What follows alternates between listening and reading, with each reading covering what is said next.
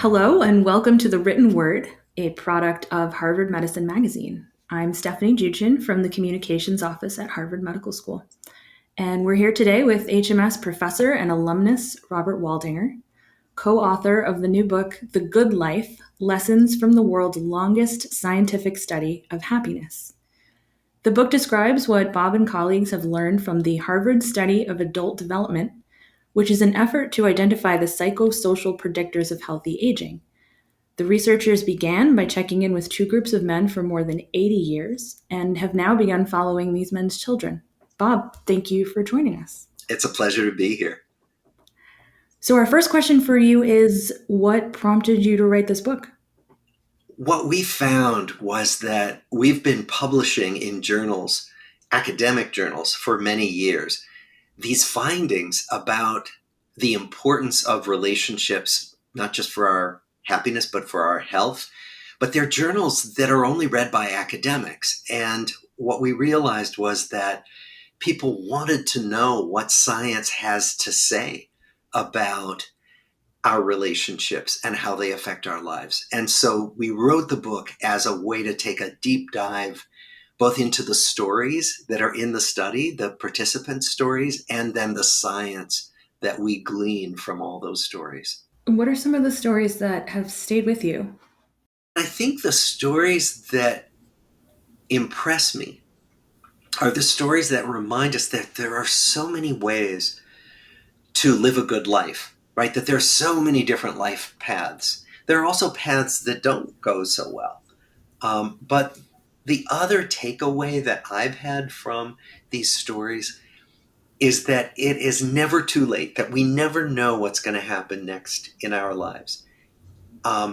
Some people have said, I'm not very good at relationships. It's never worked for me. It's too late for me. I've heard this from people in their 20s and people in their 60s. And what we find in our study is that it is never too late, that some people who thought they were never going to have close relationships found them in their 60s or 70s. And I don't just mean intimate partners, I mean groups of good, close friends. So I think that message, based on following thousands of people through their lives, is a very hopeful message about the possibilities for growth and change, even in the later periods of our lives. That does sound inspirational. What lasting lesson did you learn from the research and interviews that you did to produce the book? Well, the first lesson we learned will not surprise anybody in this audience, which is that if we take care of our physical health, it matters a lot for how long we stay healthy and how long we live.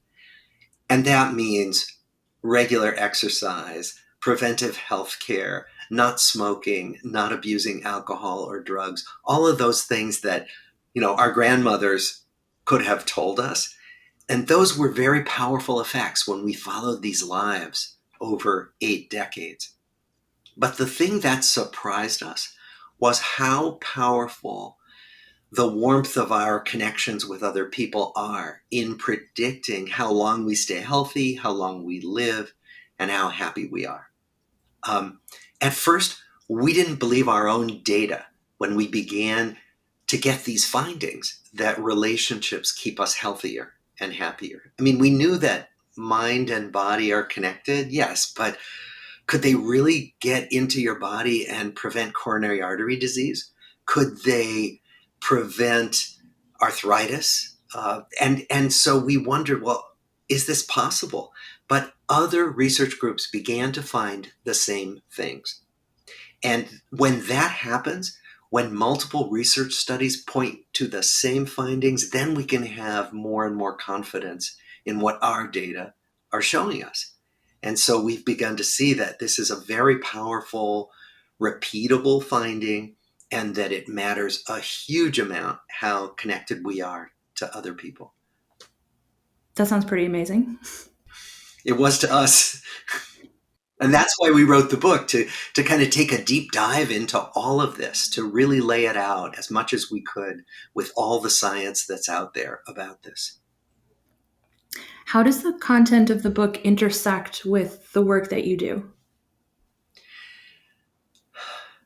Well, the content of the book has pointed us to the importance of interpersonal functioning, uh, relationship functioning. And so we have focused more and more on the nuances of that, on the biology as well as the psychology of our relationships as we have gone on with this study. So the last 10 years, we have spent much of our energy in our research projects trying to understand how exactly relationships do affect our health, how they actually get into our bodies. And so we're looking at the mechanisms by which this happens. What are some of those mechanisms? Probably the best hypothesis we have and some of the best data is about stress and relationships as being stress relievers. So, we know that the human organism has a fight or flight response. So when we're faced with a challenge or a threat, the body literally goes into fight or flight mode. Heart rate increases, blood pressure increases, lots of things happen in our bodies to enable us to meet a challenge, a physical or a psychological challenge. And that's a good thing. And then once that challenge is removed, our bodies are meant to go back to a baseline equilibrium. But what we think happens with chronic stress is that our bodies never quite go back to baseline. And that then what happens is we get into a state of chronic stress, which includes chronic inflammation, elevated levels of circulating stress hormones, and that these changes happening over time break down multiple systems in the body: coronary arteries, joints, a variety of systems. On the other hand, what we know is that when we have a connection with somebody that's warm, um, often what happens is it allows our bodies to calm down. So let me give you an example. Something happens in my day that's upsetting, and I'm worried about it, and I think about it all day. If I go home at night and I have somebody at home or someone I can call on the phone and I can talk to them about my upsetting day, I can literally feel my body calm down. And that's the process that we think happens when relationships have this kind of stress relieving function. And what we know is that social isolation and loneliness leave us without that resource. And that means they leave us potentially in a state of chronic stress.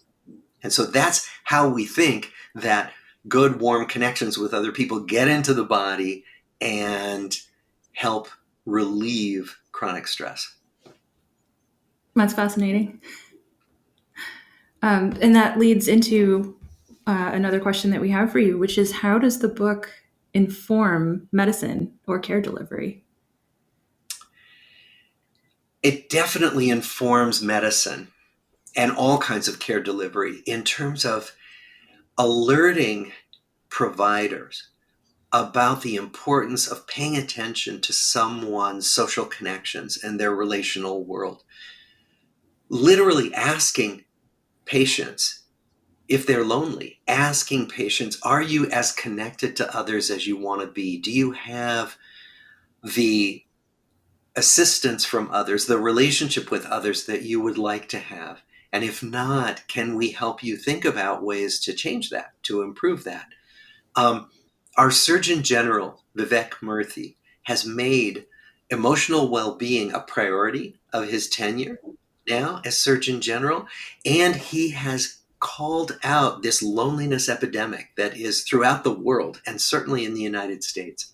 And I think what our book is trying to add to is this conversation about how vital it is that we as physicians, as caregivers in all disciplines, that we pay attention to whether people are more isolated than they want to be. Yeah, especially in these particular times. Yes. Yes. I mean, that's, what we know is that social isolation is on the increase, certainly because of the pandemic.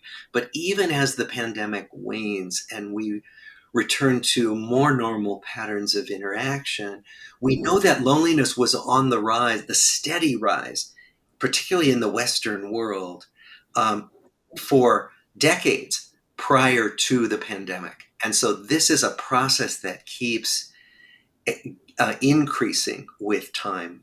And we're trying to figure out ways to change that, to reverse that process of increasing isolation. Well, I hope that this book makes a difference. And is there anything that we didn't cover in those questions that you want readers to know?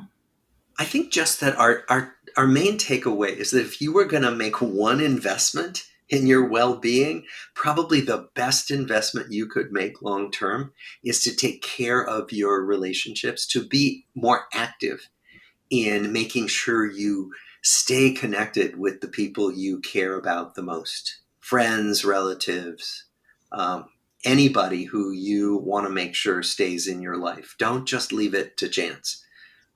Be proactive. Thank you so much. We have been talking with Robert Waldinger about his book, The Good Life. Bob, it's been a pleasure. It's been a pleasure for me too. Thank you for doing this with me. Learn more on our website at hms.harvard.edu/magazine.